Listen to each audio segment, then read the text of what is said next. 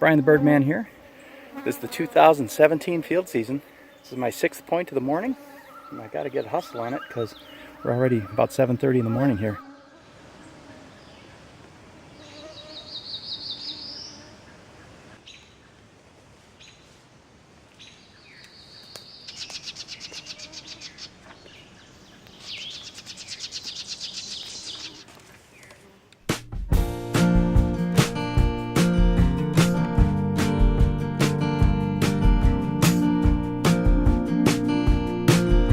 June 9th today, and I spent the whole day basically being a cartographer. Just figuring out where on earth all my bird surveys are, and I'm doing the hardest thing in the field season, which is leaving home.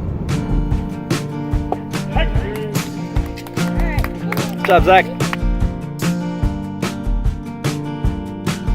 I'm driving out to Minocqua tonight, and I'll be getting there in the dark.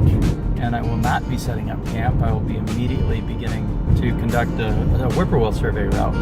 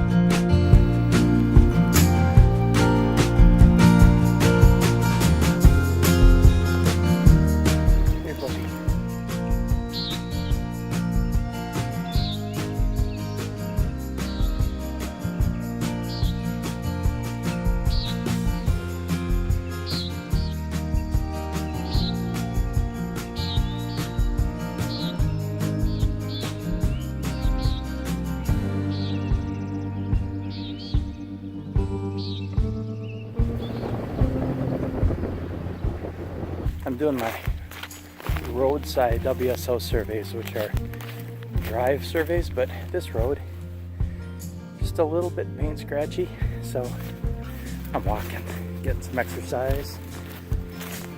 Whippoorwill surveys finished at 2 a.m. I slept in till 5:30 this morning, just so I wouldn't be totally bonkers.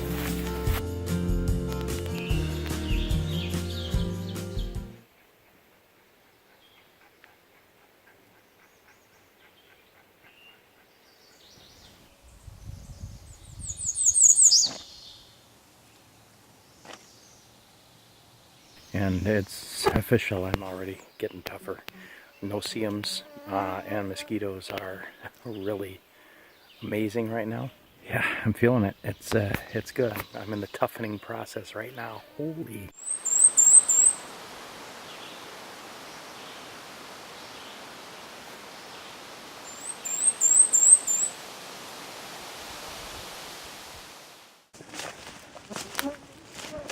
I'm in the Nibish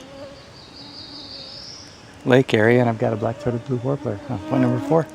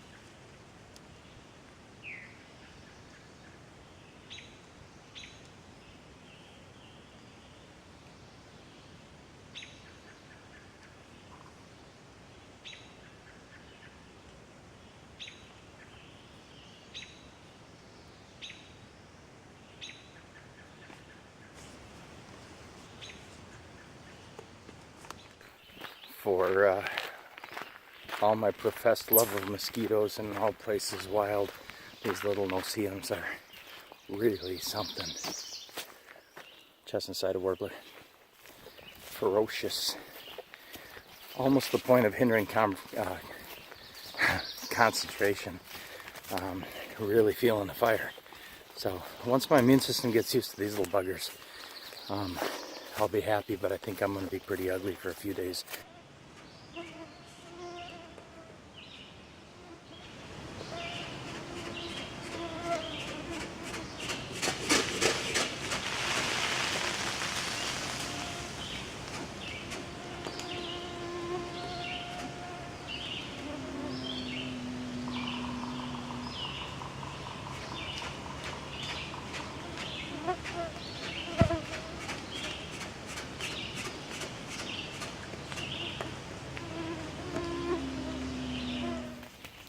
It's cute and everything. I feel kind of bad doing the count here, but in 10 minutes or so I'll be gone and he'll be on with his life.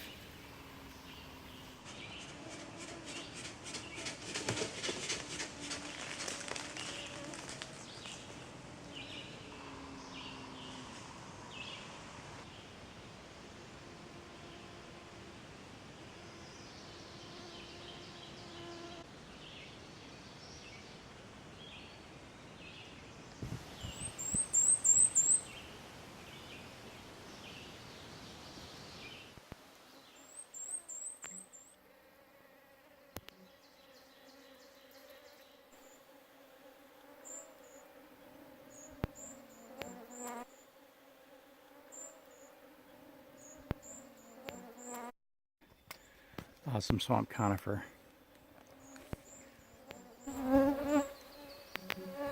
In swamp conifer, the yellow-rumped warblers often do a different song. It's really kind of crazy cool how that works.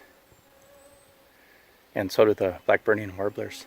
They have a more subdued song that's reminiscent of a Cape May warbler.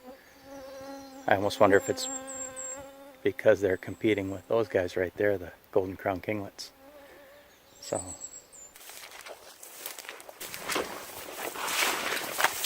this is why I love this so much. It's really spectacular, the places I get to see and the places that this little magical tool right here tells me I have to go.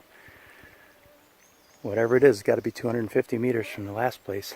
So whatever that happens to be is what I get to see.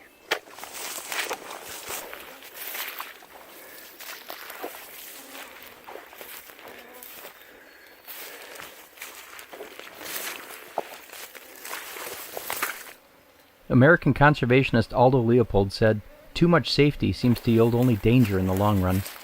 He also said, "It must be a poor life that achieves freedom from fear."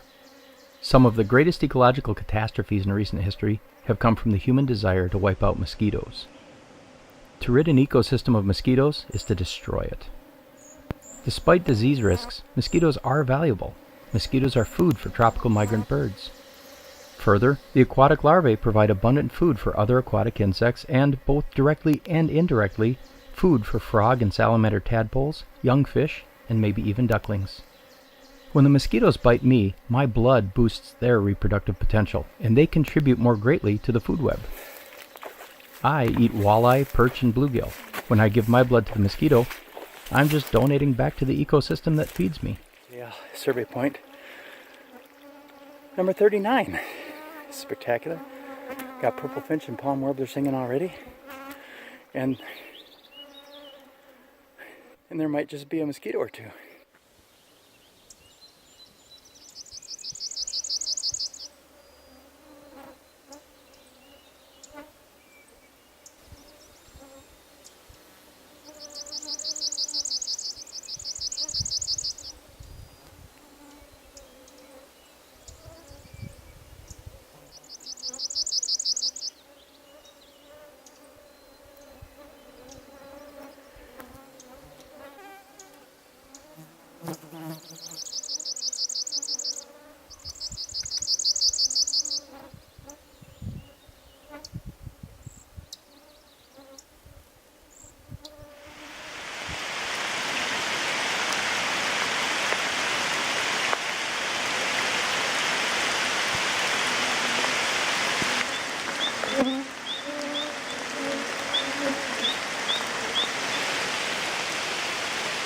Protocol ends at 10 a.m. Had a good brisk start, got in the woods before 5 a.m.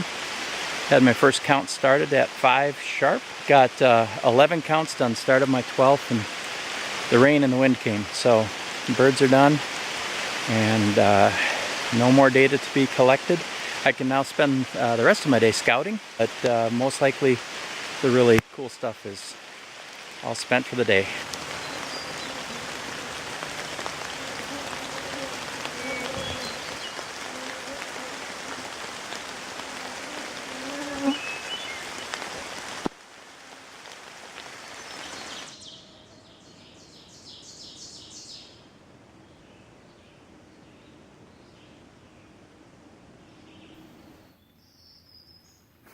Black-throated green warbler.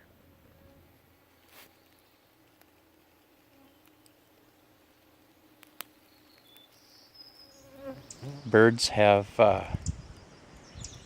search image for habitat suitability, and they look for habitat, you would think anyway, at 3 different levels: at kind of the landscape level, at the stand level, and then at microhabitat level.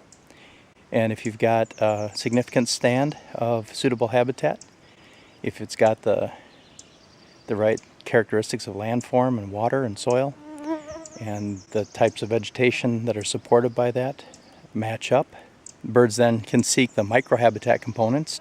And those microhabitat components could be things like these sedge tussocks here, or the hummocks of sphagnum moss, or the top crowns of the black spruce. Golden crown kinglets really like those. Palm warblers and Nashville warblers and Lincoln sparrows like this sort of hummocky thicket stuff for close to the ground or ground nesting. So all these things come into play. And what I do is I listen to the sounds of the birds that are responding to the habitat components. And so what a point count is really is habitat information. What habitat components are available? How have the birds responded to it? Birdsong can tell you a lot about what's working, and birdsongs can tell you about the overall community ecosystem structure.